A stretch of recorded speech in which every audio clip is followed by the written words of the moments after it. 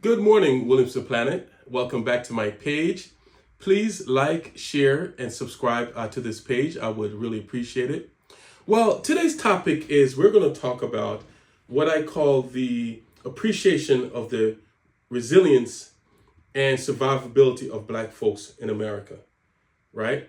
And basically, I'm telling you what it comes down to. What it comes down to is when you talk to people, like particularly conservatives, white conservatives in America, whenever you talk about the issues we face in predominantly Black areas, particularly in the inner cities and rural areas, such as high poverty, high crime, etc., and when we give part of the reason as current results of the history of slavery and Jim Crow, etc., the first thing you tend to hear from conservatives is, well, that was a long time ago. Okay, this is interesting. Follow me here. How long did it take these same white people to get ahead in Europe that justified them making a 6-week journey across the sea to come here to the Americas? And let me tell you what I mean by that, right? If I ask a family from Europe, whether their ancestors are from Italy, from Ireland, from England, from Scotland, from France, Germany, etc., right? Why did your family come here to the Americas, right? Or your ancestors come here to the Americas? They came here to make a better life, right? Why did they flee Europe? You know why they fled Europe? Because they couldn't get ahead in Europe. So if I ask them the next question, how long were your ancestors living where they lived there? Many of them, the answer would have been dozens of generations. For some of them, it would be hundreds of generations, right? So if your families couldn't get ahead in Europe in hundreds of generations, how do you expect Black folks to get ahead in just a couple of generations? And let me tell you what I mean by a couple of generations, right? In the Americas, Black folks did not get equal rights on paper until 1964 with the Civil Rights Act, right? Yes, there was the series of Supreme Court cases between 1953 and 1954 called the Brown v. Education series of cases. In these cases, the defendants brought suit that went all the way up to the United States Supreme Court, suit against issues of discrimination and why discrimination should be unconstitutional. And they based it on the 14th Amendment of the United States Constitution, which guarantees equal protection under the law, right? So, of course, they won in the several, I believe there are as many as 19 Brown versus Board of Education related cases between 1953 and 1954, right?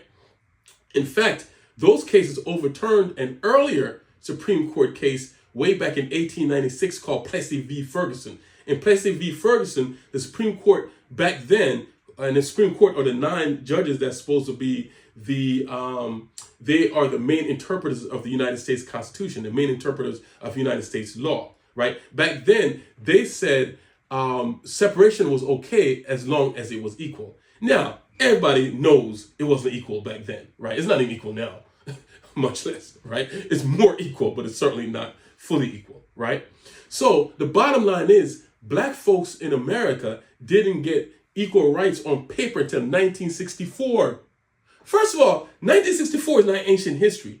My beautiful mother, who's still alive, was alive in 1964, okay? I got siblings that were born before 1964. Okay, so 1964 is not ancient history, and no, Mr. and Mrs. Conservative, it was not a long time ago. So here's the thing: your ancestors in Europe could not make it in hundreds of generations, but you expect Black people to achieve socioeconomic parity with white folks in America since 1964. Hopefully, this gets you to start thinking, and when you start realizing that in spite of what Black folks have been through, we are doing very well considering, okay? Black women are more educated on average than white women. We have more Black women with bachelorate degrees as a percentage than white women, right? So Black folks have done very well considering where we came from, right? If you look at even the history of white folks, most of the white folks who came here, they weren't doing well in Europe. That's why they were willing to make that 6-week journey across the Atlantic to get here. You had a few whites, very few, who came because they got huge land grants from the monarchies in Europe, and in particular the British monarchy, right? You have William Penn in what is now Pennsylvania. Sylvania means woods, so those were Penn's woods, right? You have Lord Baltimore, who got Maryland, right? That's why you have that funny flag in Maryland with the funny red and yellows and the black and whites. That was Lord Baltimore's official seal all the way back in England. Is now Maryland's state flag, right? So those people were the very small minority, right? Most white folks who came in from Europe were generally poor, right? And after they lived for all those dozens of generations and hundreds of generations, could not get ahead where they are. And why couldn't they get ahead? Because of things like oppression, etc. So, but you expect black folks here to get ahead since 1964, which is only a couple of generations, when we still have oppression, etc. here. I say all this to say this right here.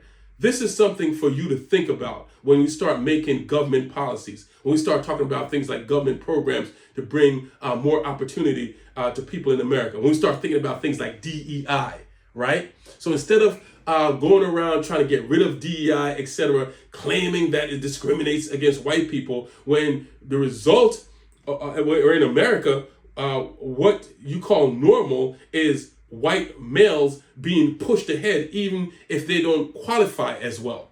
America has always had affirmative action for white men, right? And so now when other people are starting to get ahead a little bit more, all of a sudden DEI and affirmative action and all those things are bad, right? Anyway, bottom line, I want everyone, all Americans, to think about this type of thing when we talk about the laws we make, when we talk about public policy, about uplifting people. Just know that at the root, we're very similar, right? No one is just more ignorant or just more criminal or whatever, right? Human beings, for a large part, tend to be products of their environment. And if you can manage that environment, you can create better human beings. So please keep that in mind. Thank you.